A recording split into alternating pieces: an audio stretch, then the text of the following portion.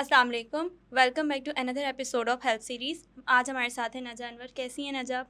जी अल्हम्दुलिल्लाह, आप कैसी हैं? अल्हम्दुलिल्लाह। आज जिस टॉपिक पे हम बात कर रहे हैं वो इंडिपेंडेंस से रिलेटेड है।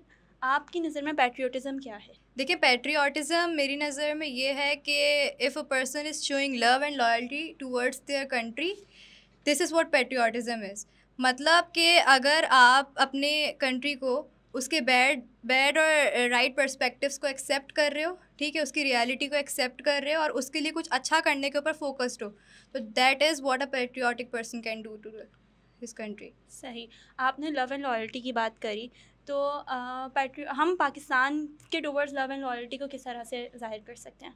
देखिए, जिस तरीके से आपने पूछा लव और लॉयल्टी के बारे में, तो मुझे लगता है कि अपने मुल्क से मोहब्बत ज़ाहिर करने के काफ़ी तरीके हो सकते हैं। कि जैसे मैंने पहले भी कहा कि आप किसी अच्छी चीज़ में अपने आप को इन्वेस्ट करें। आप एज़ अ यूथ अगर अपने मुल्क के लिए किसी अच्छी जगह पे इन्वेस्ट कर रहे हैं अपने आप को, लाइक कि आप किसी सोशल वर्क में इंगेज हो रहे हैं या किसी भी स्मॉल बिज़नेस को प्रमोट कर रहे हैं, आप अपने मुल्क में रह के उसी की चीज़ों को प्रमोट कर रहे हैं और उसी की बेटरमेंट के लिए काम कर रहे हैं, तो ये आप अपने एंड से, अपने लिहाज से लव और लॉयल्टी शो कर रहे हैं ना, अपनी कंट्री को इम्पोर्टेंस देंगे। बिल्कुल। तो that is what it is. अच्छा, आपने ये बात कही। अब हम अपनी पाकिस्तान की यूथ में पैट्रियोटिज़म को किस तरह प्रमोट कर सकते हैं?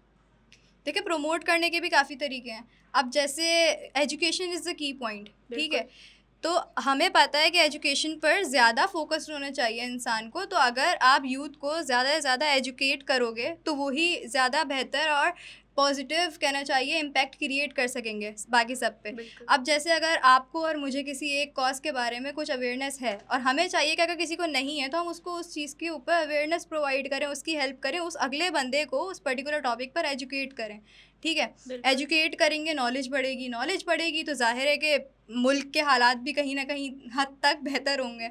सही। अब उसके अलावा आपको क्लाइमेट चेंजेस के बारे में पता है कि क्या हशर हुआ हुआ है, अभी हीट बहुत। वेव्स वगैरह किस तरीके से चल रही हैं। तो आप ये कर सकते हैं, बहुत मिनिमली आप प्लांटेशन कर सकते हैं। एक पौधा खरीद कर लगाने में कितना फ़र्क पड़ सकता है। सही, बिल्कुल सही कहा आपने। आप जितना हरियाली लाओगे मुल्क में, उतना ही कहना चाहिए एटमॉस्फेयर अच्छा होगा, आपका एरिया पोल्यूटेड नहीं होगा।